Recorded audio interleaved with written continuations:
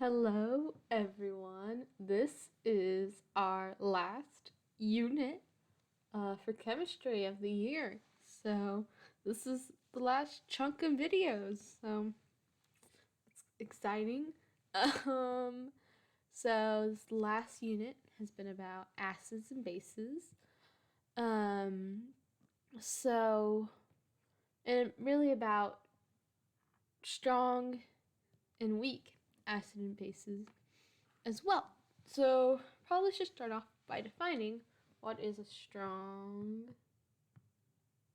acid or base.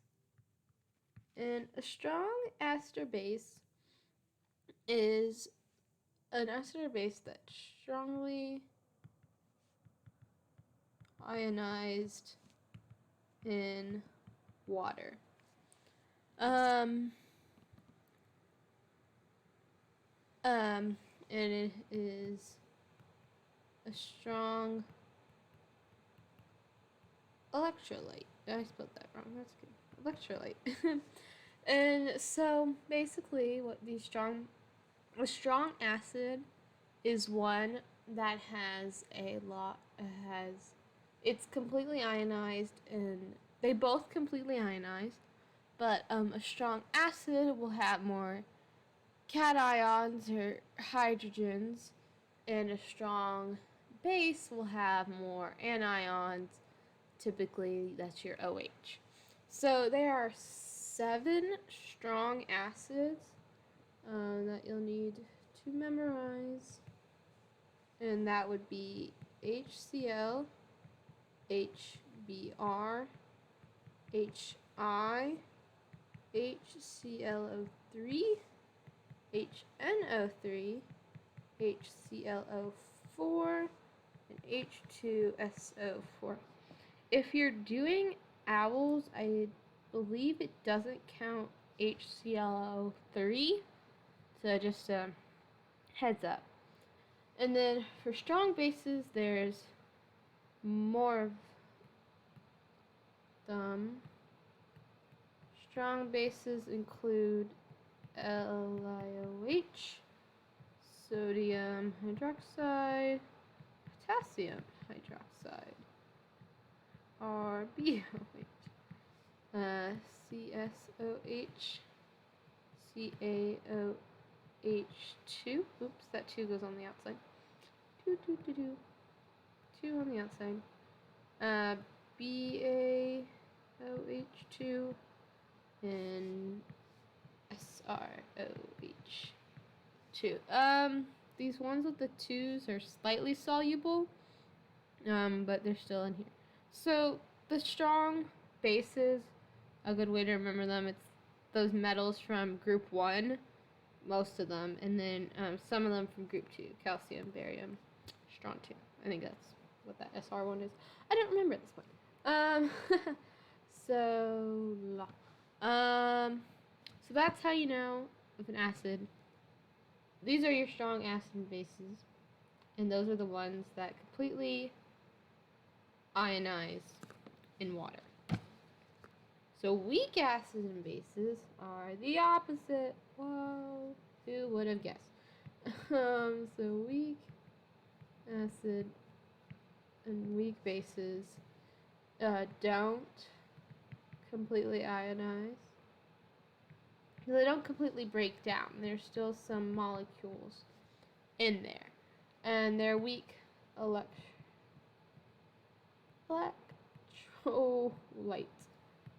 So if you remember that simulation we did, just think of that. The strong acids and bases are where you didn't have any gray. The weak is when you did have some gray. They didn't make the light bulb light up as well. There's a bunch of these. It's basically anything that's not strong. I guess the big one is NH3. That one's important. But yeah, there's a lot. Okay, so that's the basis. That's the basics of strong acids and bases.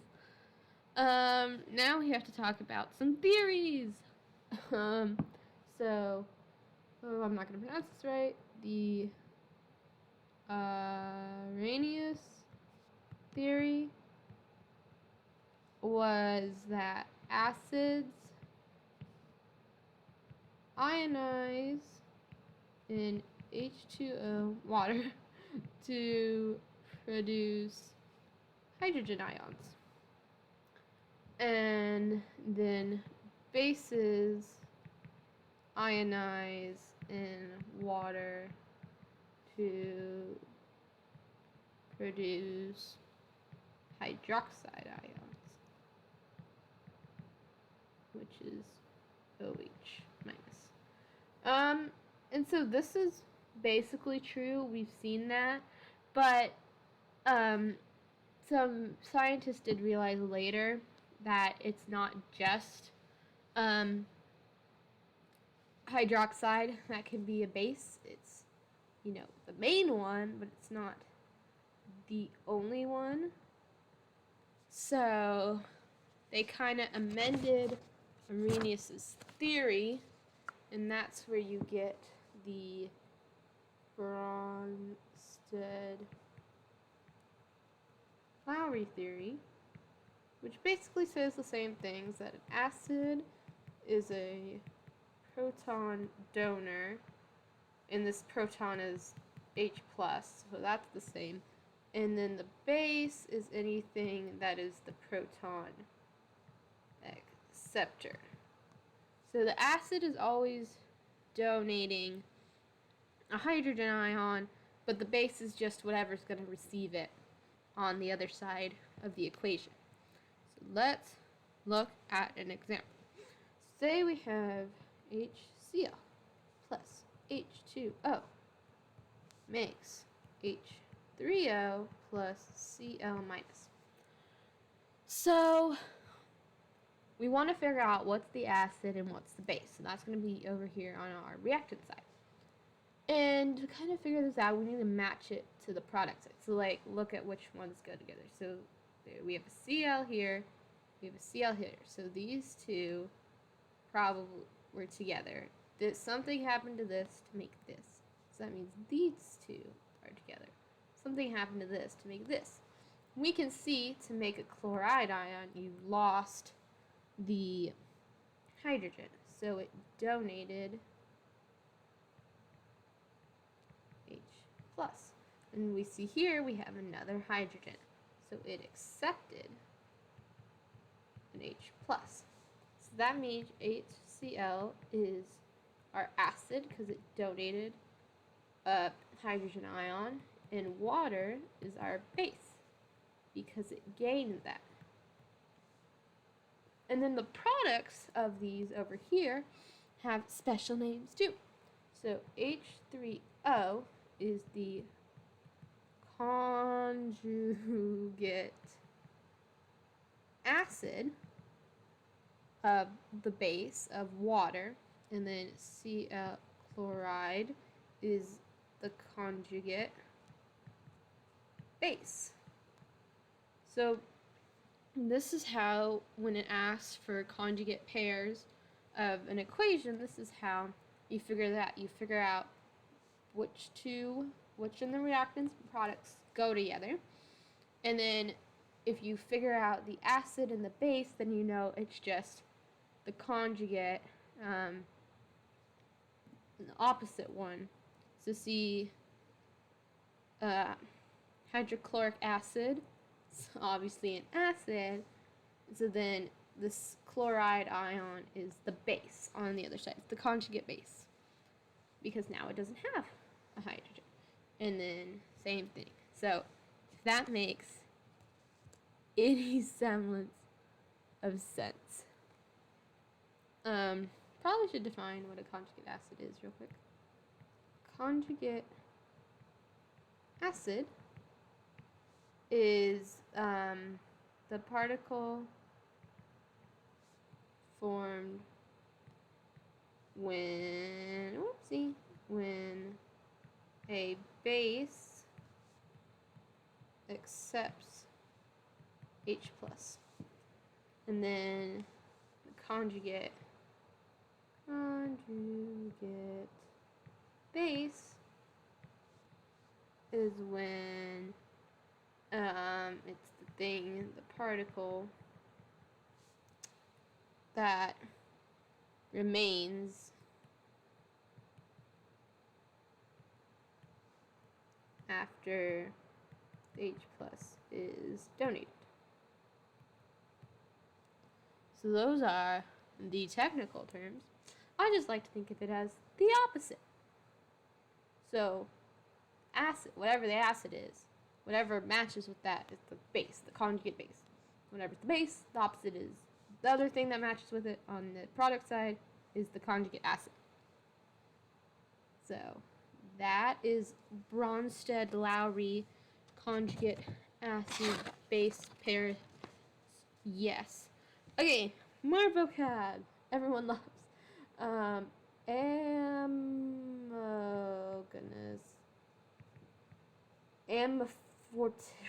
Oh, I cannot speak. Whatever this word is are substances that can act as either acids or bases. The best example of this, go away. The best example is water. There's others, but this is the one we're going to be dealing with. And so when water is an acid, it is reacted with a stronger base, and when it's a base, it's with a stronger acid. So whichever, if you have an equation with water, if there's something stronger than it, it'll be the opposite. So basically water can be whichever one the equation needs it to be. And so, like, for example, we had that equation above. Water was an acid, or no, water was a base. No, that's a 2, because I can't read. So we have this equation. In this instance, water is a base, because it gained a hydrogen ion on the other side. And let's say if we had this equation,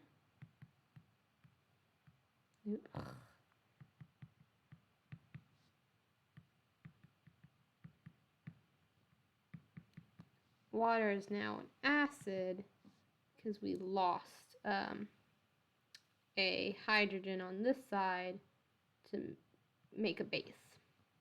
So water, it's not always tied and true. You just have to do the math, look at the problem. Wow, I picked a really messy page to work on. Okay, more vocab. Polyprotic acid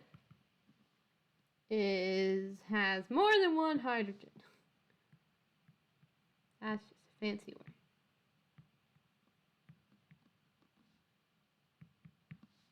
More than one ionizable hydrogen. That is the key. Ionizable hydrogen. So this would be, oh goodness, this would be H2SO4, H3PO4. They may completely ionize or lose the hydrogens individually. So basically they could lose both of these, all of these, or just one. Depends on the problem. That's just a fancy vocab word. Don't really know why we need it. So yeah, I think I'll end this one here. This was just mashup of like basic acid and base vocabulary. So hope that made sense. Let me know if it didn't. If you have any questions, all that jazz. Thank you so much. Bye.